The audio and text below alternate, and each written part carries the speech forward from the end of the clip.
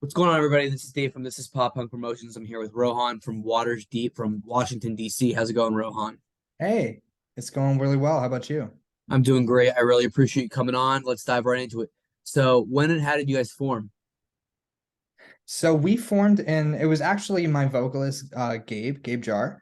He's a singer. He started this project, I want to say back in 2016-ish, maybe even before that. I'm not sure.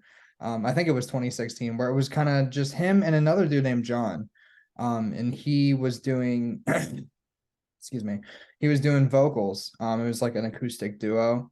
And eventually John stepped down. He had some other responsibilities, but he's really cool. We're still friends with him and stuff. Um, shout out to John.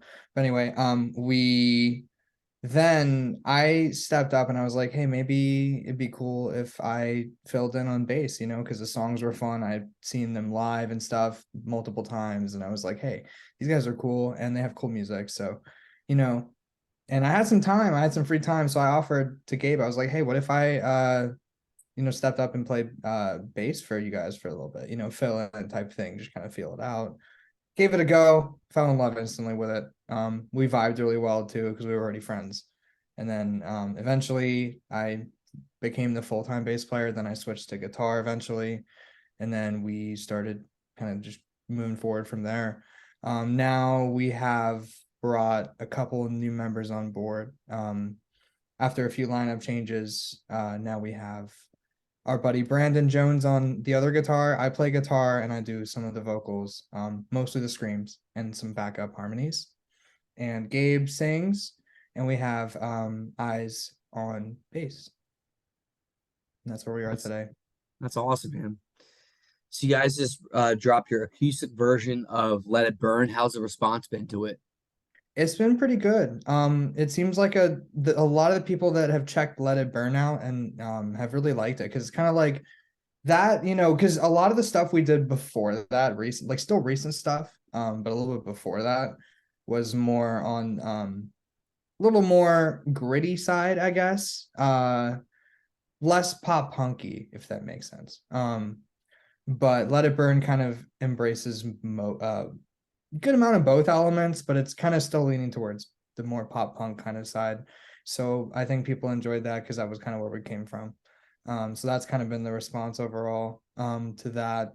And since it's the acoustic one, that was really nice as well because we had our former member Claire. She was a really good friend of ours. I don't know if you saw. She actually had passed away, so this was a tribute song that we decided to do in her honor because she had done the vocal takes for like an earlier version of it, like a few months prior to us starting that, the acoustic version of it, and we found those files a little bit later, and we dug those up. We wrote a whole arrangement, an acoustic arrangement around it, and yeah, and then we just kind of poured our heart and soul into it, and it was a very nice kind of send off, kind of tribute, kind of like song That's for. really cool. Right now, I'm getting goosebumps. Yeah, no, it was a really it was really really cool. We actually that group part at the end, if anyone's familiar with you or anyone who's watching is familiar with, that kind of like that gang vocal, that big group part at the end of the song. It's actually, we got some of her cousins and her friends and stuff to sing that group part, and it's like a very big, part with all like a bunch of her friends and like her cousins and all of us and stuff like that, and her sister and everything. So it was a really wholesome, therapeutic healing kind of experience. You're um gonna do it, man. Do it big. yeah, for sure. Could go big or go home, right? Exactly. That's my Just motto. stuff like that. Yeah, So you're from Washington, D.C. How's the pop punk, the post hardcore, the alternative music scene there? it's pretty good. I will say there's been a lot of venue shutdowns lately, but that's not stopping bands from putting out killer tunes and still playing some pretty awesome shows. I'd say that, a lot of the pop punk kind of alternative scene is mostly, at least, as far as the shows we play and stuff, have been out in like Maryland and things like that. Um, Not as much in Virginia, but definitely there's some good stuff going on in Virginia too. Do you have a favorite local band, a favorite venue? Ooh, that's a good question. There's a few local bands that are doing pretty well. Um, yeah, we love some. I mean, there's some venues that are really nice too that are we played Zen West a few times. We played Baltimore Soundstage a few times, which is always fun. Um, Angels Rock Bar is fun, but it's been a while since we played there. We're supposed to be playing Metro Gallery soon, which will be fun. We were supposed to actually play Metro Gallery a few times in the past, but every single time we've been booked there, something has gone wrong and the show has gotten canceled, and it's happened like 3 times in a row. So I'm just praying that this is the time we get to finally play there. Fourth time's a charm. Yeah, yeah, hopefully. That's awesome, man. That's really cool. So who would you say your biggest influences are? It's kind of all over the place as far as the other guys. For me personally, I don't know, it's everywhere. I mean, my background is classical music, actually, because I started early with piano. That's kind of how I got into music. But then I found all this alternative stuff eventually, like when I was kind of growing up too. So then I don't know. I mean, I when I was in high school, I used to listen to a lot of like, Silverstein and like stuff like that, and like Breaking Benjamin and Bring Me the Horizon, and kind of it was kind of like a little bit all over the place. But at this point, I come from a pretty, as far as guitar writing, I come from more of like a heavy background, like a kind of a metalcore-ish kind of gent kind of thing. And my other guitar player, Brandon, he's more of like the death metal, black metal, thrash metal kind of guy. Um, Gabe is just straight up, My Chemical Romance, like, early 2000s pop punk, which is really cool because when it fuses together, it's like really interesting. And Eyes is pretty much all over the place too with alternative for sure, from what I understand and know about him. You guys really balance each other out. Yeah, for sure. It's really funny because people have always criticized us, for kind of like some of the guitar tunings we use, and I think it's mostly because me and also really Brandon too. Both of us really come from like a heavier music background, and like especially like I'm kind of a modern metal background too, especially for me. So I like to really down tune my guitar this way, down tune my guitars a lot. So I end up most of the time just using a 7 string or an 8 string, and we've been lately venturing more into the 8 string territory, which is cool. Some people think it's really cool. Some people think it's fucking stupid. Hey, I think it's cool. I like it. Everybody has their preference. Yeah, for sure. So if you could tour with one of those bands, which one? Ooh. I mean, personally, my favorite band that I've always wanted to tour with is Sworn In, but they're not a band anymore. I know they're like supposedly getting together and doing a new project, which I'm actually really stoked about. So maybe one day I can tour with their new project, whatever they That do. counts. Yeah. Because I mean, I don't know. I think that's also, that band is also the sole reason why I started getting into taking my guitar to some ridiculous tunings like that. Because I'd never, explored anything beyond drop D. Um, until, a little while after I saw, them play, and I was like, they're like a whole octave down below standard. What is happening? And then I was like, that's kind of sick. So then I just started trying stuff like that. And I was like, okay, this is my style for sure. That's a different answer. I like it. Keeping things interesting. Yeah, for sure. Especially because, this is the kind of music that, you know, doesn't always call for it. It's not very common. I guess it's becoming more common now. You see more bands doing it now, that are even not necessarily metalcore, or they used to play metalcore, but they're kind of maturing like into venturing into like a different sound, I guess, as they're, maturing, getting older. Not to say that metalcore is immature, because it's just not, but you get what I'm saying. They get older and they're like, I don't want to scream anymore, or whatever. And they're still playing in those tunings, but it's like, a different vibe. I don't know. It's just funny because I don't know. It's just, I guess, the way the influences kind of came together. It's just funny and it's cool. It works a little too well. Right on, man. That's awesome. So now I'm gonna ask you some non-music questions. It's a good way for me to get to know you. I did this with the Sure. other bands. Are you ready? Yeah, let's go. All right, first one, favorite color. Red and black, especially the combo. Yeah. Yeah, it's a pretty sick combo. What about you? Green. Green? Yeah. Yeah, I've always, I think green became like my favorite color when I was like, I don't know, like seven or something like that. And then I just Oh rolled with yeah. it. I've always just liked like bright colors. I think it just like maybe just represents like me and my personality, and I don't know. That's a valid answer. It's kind of hard to explain. No, I can understand that for sure. I would say if I had to pick a second favorite, it'd be black. Yeah, I like Yeah, black too. probably just because like most of my shirts, most of my band shirts are black. That's fair. So, and plus it matches with everything. So, That's true. I mean, I think we're twinning right now, aren't we? yeah, Yeah, touche. a little bit. Yeah, and I'm really big on that stuff is just like matching and like always like, looking good and not like mismatching and all that. So, I'm kind of the same way. because you don't know who you're gonna run Socks are into. like a different length from like if my left sock and my right sock are a different length or a different type of sock and my brain doesn't like it. I'm like, no, I gotta find one that like kind of matches. Even if it's a different color, it's gotta be the same type of sock. Otherwise, my brain's just like, oh, what is going Right, on? right. You start getting ticked off.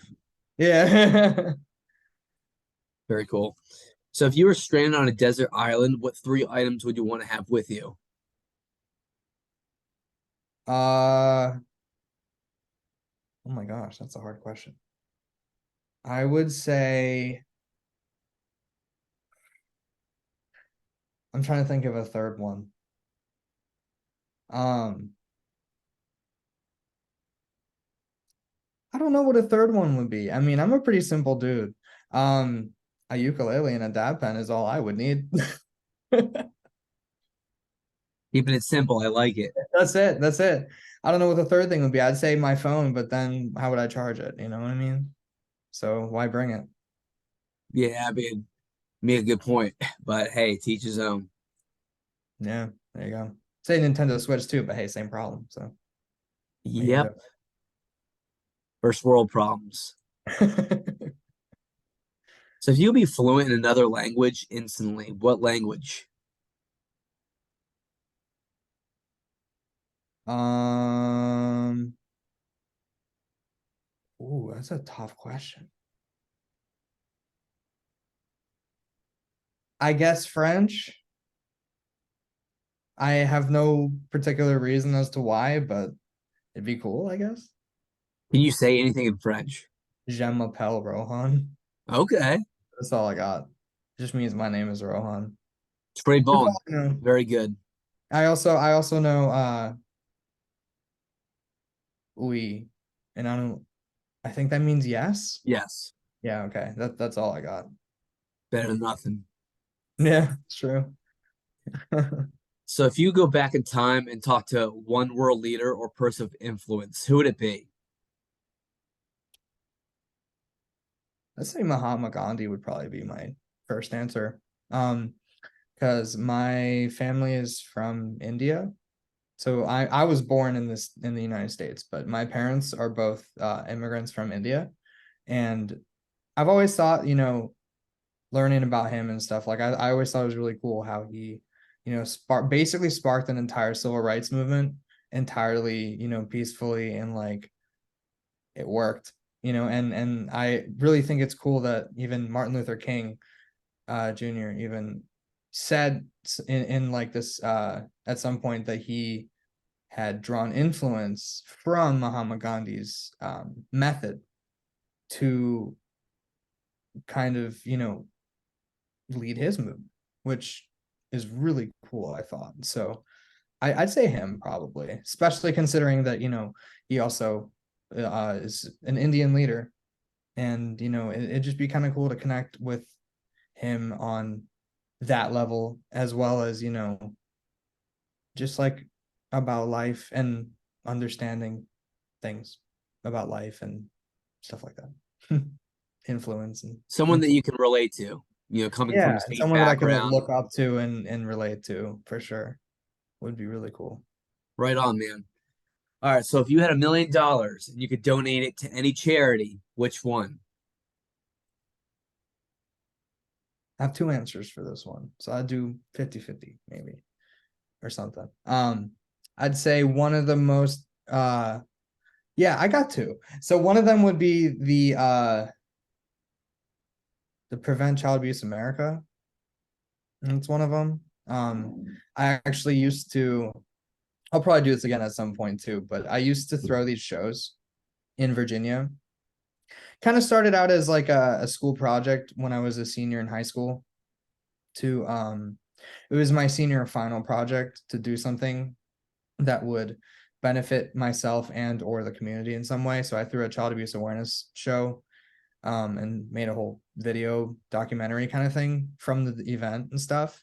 And a lot of people came out. There were a lot of cool bands, and it was like super sick. And I did it again like every year for like 3 years, maybe 3 or 4 years. But then COVID happened, and then I just haven't really done it since.